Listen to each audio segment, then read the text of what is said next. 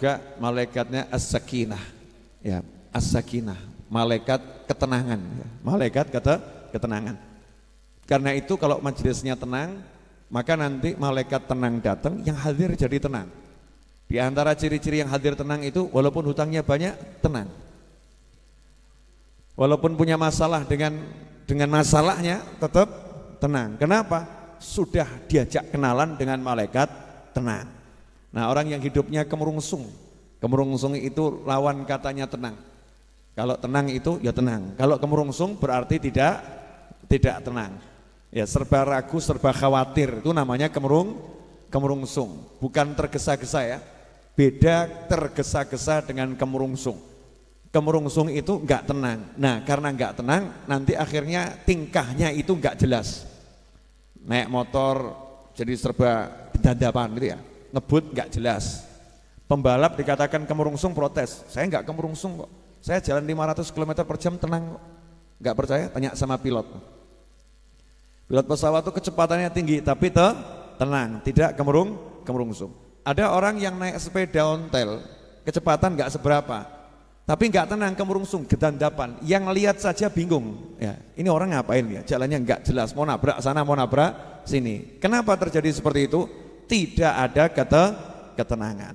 Nah, tenang ini muncul karena tenang. Karena itu dalam Al-Quran disebutkan wa idza quri'al Qur'anu fastami'u lahu wa ansitu la'allakum turhamun. Jadi kalau diam tenang hasilnya apa? La'allakum turhamun. La'alla kalau Allah yang bicara, ya kalau kata la'alla itu artinya bisa jadi, semoga gitu. Tapi kalau Allah yang bicara bukan semoga, tapi sebuah kepastian. Siapa yang tenang, yang diam mendengarkan Al-Quran dibacakan, maka pasti turhamun, kalian mendapatkan rahmat. Nah, tenang menghasilkan rahmat. Rahmat datang karena ada tenang. Nah, termasuk diantaranya ketika kopi diedarkan, tenang, jangan kemerungsung. Entuk ora, keduman apa ora, sampai sini atau tidak. Ini namanya kemerungsung, enggak tenang. Nah, ini baru contoh kopi. Keluar cari rezeki juga begitu. Kalau nggak tenang, jualan di warung gitu ya. Kok ada orang lewat gitu ya. Terus ke tokonya temennya, ke warungnya temennya. Hatinya nggak tenang, dia panas. Ada orang makan di warung tetangganya, hatinya panas. Ada orang beli dagangan temennya, hatinya panas. Temennya satu kantor naik gaji, dia nggak naik gaji, panas gitu ya. Kenapa? Karena kemerungsung. Maka yuk kita minta kepada Allah Ta'ala agar kita bisa jadi manusia yang mutmain, manusia yang betul-betul tenang pikirannya, tenang hatinya, tenang jiwanya, tenang pula langkahnya. Langkahnya tenang bagaimana? Enggak kemerungsung. Repot juga ya nerjemahkannya ya. Langkahnya tenang itu enggak kemerungsung. Dicaci, dimaki, dihina, stay cool, tenang dia. Idza khatabahumul jahiluna qalu salama. Itu ciri-ciri ibadur rahman, hambanya Allah yang maha penyayang. Kalau diajak bicara sama orang-orang bodoh dengan kalimat-kalimat yang enggak jelas, dicaci, dimaki, dihina, direndahkan, dia cuman mudah-mudahan saya selamat, mudah-mudahan kamu selamat. Monggo lanjut gitu ya. Tapi kalau pribadinya yang diserang, enggak respon panas itu enggak. Tenang saja. Alhamdulillah malam hari ini mudah-mudahan malaikat sakinah kumpul di sini, kemudian kenalan dengan kita semua. Setelah itu kita pulang, malaikatnya ikut, ya malaikatnya ikut, kemudian malaikatnya jadi teman kita dimanapun kita berada, sehingga bawaannya kita itu nanti dimanapun jadinya tenang. Bu, kalau suami gak ngasih duit, ibu tenang atau kemerungsung? Sambil dincipi yang dapat kopi, tenang atau kemerungsung bu?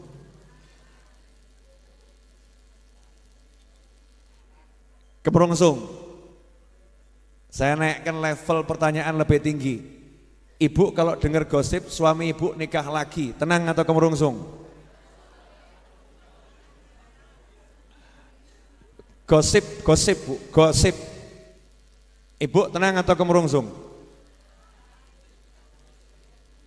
Jawabannya cukup jelas dari atas sana sambil ngelempar kopi. Kemerungsung beb ya, kemerungsung nggak tenang. Nah ini penyakit yang paling bahaya. Maka untuk menenangkan hati, menenangkan pikiran, menenangkan tubuh sudah disebutkan di Muqaddimah Kitab Arba'in An-Nawawiyah.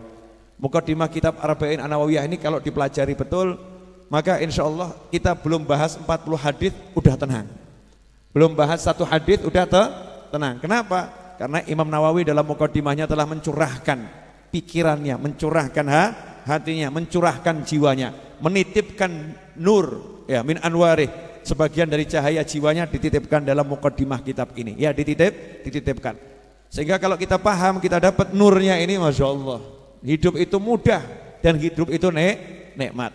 Kalau hidup masih terasa sulit buat kita dan hidup terasa tidak mudah buat kita, berarti kita belum kenal Allah Subhanahu wa ta'ala. Kalau kita udah kenal Allah Ta'ala, apapun kondisinya, bagaimanapun posisinya, serumit apapun masalahnya, maka hidup itu mudah dan ringan dan enak luar biasa. Insya Allah lewat lembaran-lembaran dari kitab ini, tiap Jumat kita belajar, kita akan mendapatkan bukti dari apa yang barusan saya sampaikan. Mari kita lanjutkan. Jumat sebelumnya dan sebelumnya masih di masalah minta tambahan. Wa as'aluhul mazida min fadlihi wa karami. Minta tambahan karunia, tambahan nikmat, tapi nggak mau repot. Minta tambahan nikmat, tambahan karunia, tapi nggak mau repot, nggak mau susah-susah. Usaha iya, tapi nggak mau kemerungsung, nggak mau susah. Dari mana itu? Min fadlihi wa karomih, dari kedermawanannya Allah dan kepemurahannya Allah Ta'ala. Mintanya dari situ. Ya Allah, udah jangan dihitung-hitung amal saya, jangan pakai nilai-nilai amal saya, pokoknya saya dikasih tambahan. Pokoknya saya dikasih tambahan. Bu, ibu pernah enggak ngenyang barang dengan kalimat seperti ini? Pak, saya tidak mau nawar, tapi tunjukkan kemurahanmu. Pernah enggak Bu? Enggak pernah ya? Saya pernah Bu. Karena kan saya enggak mau nawar. Jadi saya cuma ngomong harganya berapa saya bayar, tapi saya pengen melihat kemurahan Bapak. Jadi saya nanti akan ngukur Bapak ini pemurah atau biasa-biasa saja. Tunjukkan kepemurahan Bapak itu. Yang jualan bingung. Iki menungso apa demi itu deh. Kalau enggak ngurangi nanti kelihatan pelit, ngurangi kakean ya rugi gitu kan ya. Terus, wah Pak mohon maaf Pak, saya cuma bisa nguranginya segini. Loh saya nggak nawar, mau dikurangi berapa saya terima, tapi saya pengen melihat kepemurahan Bapak. Nah orang dibegitukan saja malu kok, betul kan ya? Ada rasa malu. Lah ini Allah yang maha kuasa, Allah yang maha pemurah, Allah yang maha kaya. Kita ngomong sama Allah, Gusti Allah, saya nggak minta hitung-hitungan karena kalau dihitung ya remuk. Dihitung ya remuk, hancur kita nih kalau dihitung ya. Saya cuma minta kasih sayangmu, dermawanmu ya Allah, maha pemurahmu tunjukkan kepada saya. Itulah caranya para wali kalau minta sama Allah Ta'ala. Caranya ilmu ngalem. Ya ngalem. Pak, ngalem itu enak enggak? Enak ya? Ngalem. Ngalem itu mesti hasilnya enak. Walaupun ditolak tetap enak. Nah, ini baru ngalem sama manusia enak, apalagi kita ngalem sama Allah Ta'ala, manja-manja dengan Allah Subhanahu wa Ta'ala, itu nikmatnya luar biasa. Itu kemarin alinea pertama Muqaddimah. Alhamdulillah malam ini kita geser naik kelas menuju alinea kedua. Ya mudah-mudahan alinea keduanya bisa selesai malam hari ini, karena kalau tidak nanti Muqaddimahnya nggak rampung-rampung. Boleh dilanjut? Tirukan saya ya. Wa asyhadu alla ilaha illallah al-wahidul qahhar al-karimul ghaffar wa ashhadu anna muhammadan abduhu wa rasuluh wa habibuhu wa khaliluh afdalul makhluqin al-mukarramu bil Qur'anil aziz al-mu'jizatil mustamirrah ala ta'aqubis sinin wa bis sunan al-mustanirati lil mustarsyidin al-makhsusu bi jawami'il kalim wa samahatid din salawatullahi wa salamuh alaihi wa ala sairin nabiyyin wal mursalin wa ali kullin wa sairis salihin. Alhamdulillah, kita udah baca bersama-sama alinea yang kedua. Diawali dengan kalimat syahadat tauhid, wa asyhadu an la ilaha illallah. Kalau kita orang masuk Islam itu syaratnya mengucapkan 2 kalimat syahadat. Kalau mengucapnya cuma 1 belum muslim. Ini penting untuk dibahas. Ya, ada orang kok saya yakin sama Allah, saya percaya sama Allah, tidak ada Tuhan kecuali Allah, tapi saya enggak percaya sama Nabi Muhammad SAW. Saya mau nanya, orang yang seperti ini berarti percaya enggak sama Allah? Enggak.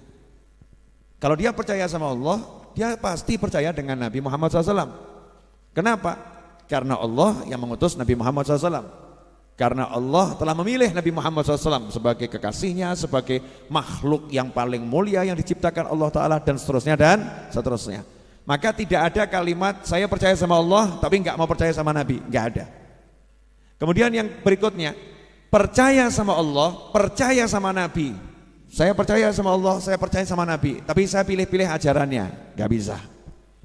Kalau udah percaya sama Allah, percaya sama Nabi, harus meyakini dan mempercayai semua ajaran Islam.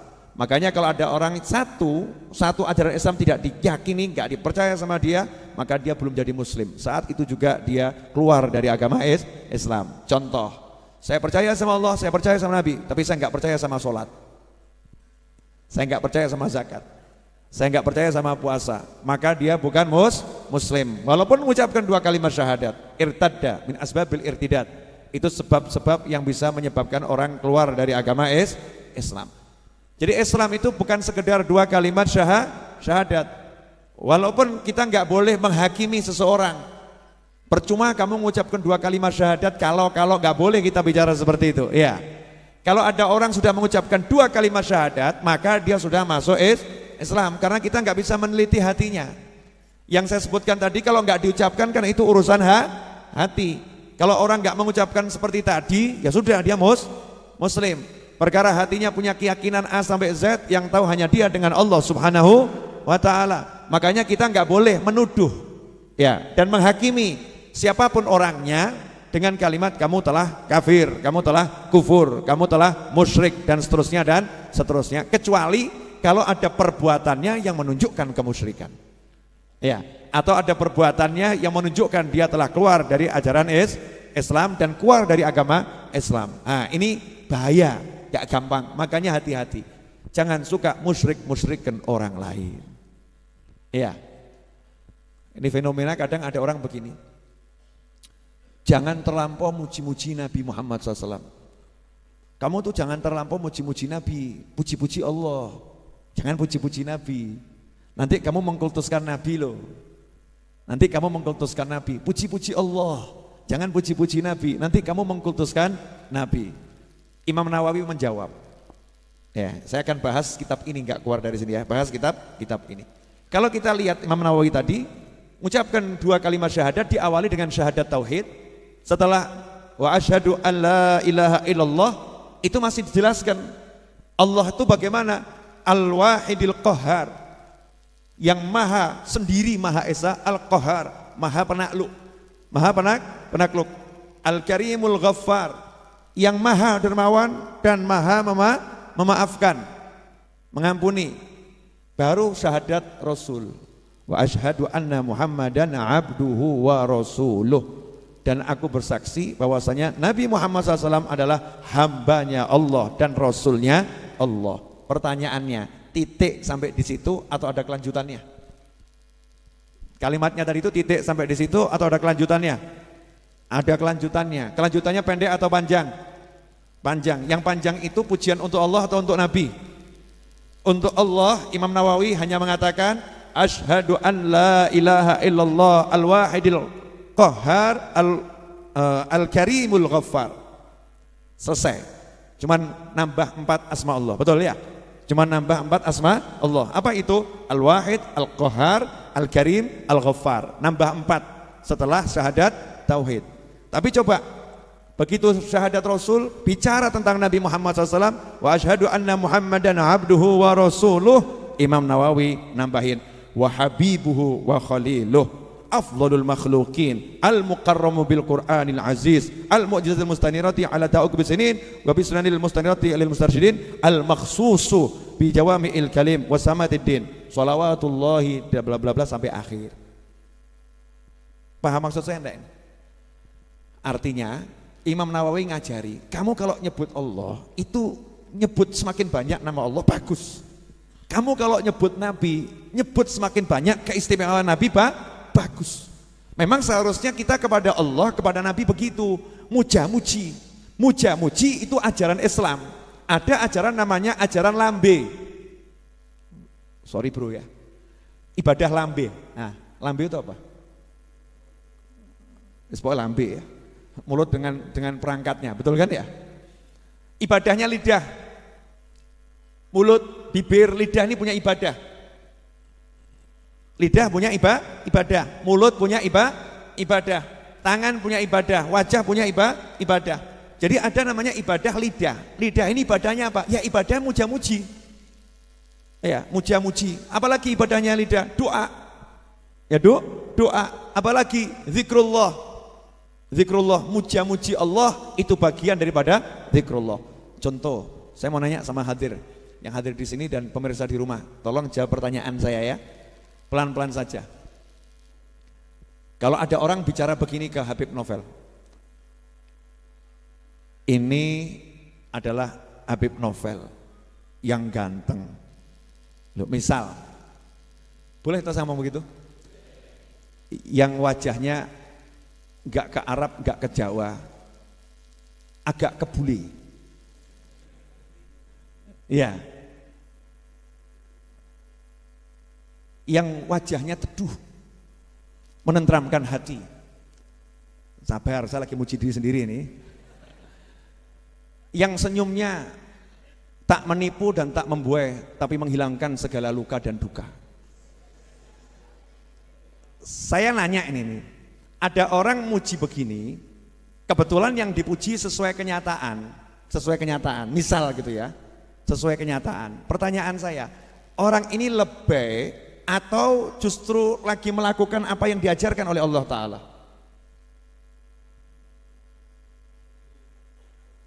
Pertanyaan. Jawabannya kita nggak bisa lihat hatinya orang, betul ya? Niatnya, niatnya dia mau paling ya nilai gitu ya. Apa nilai ki Indonesia ini apa? Modus. Punya niatan ini muji-muji padahal punya maksud tertentu. Itu hati, nggak boleh kita menghukumi hati orang lain. Syariatnya apa? Syariatnya memang kalau ada orang punya kemuliaan, ya kamu menunjukkan kemuliaannya, kebaikannya, itu sesuatu yang bagus. Nabi bersabda dalam sebuah hadis Rasulullah, seorang mukmin itu kalau dipuji maka roba imannya akan tumbuh, dia akan semakin kokoh, dia akan semakin bagus. Nah kalau dalam rangka pujian itu membuat orang yang tadi wajahnya murah senyum jadi semakin senyum, kalau orangnya itu tadinya wajahnya teduh jadi semakin teduh, kalau orangnya itu dermawan jadi semakin dermawan, maka pujiannya ini adalah sebuah ibadah. Ibadahnya namanya muji. Sampai di sini jelas?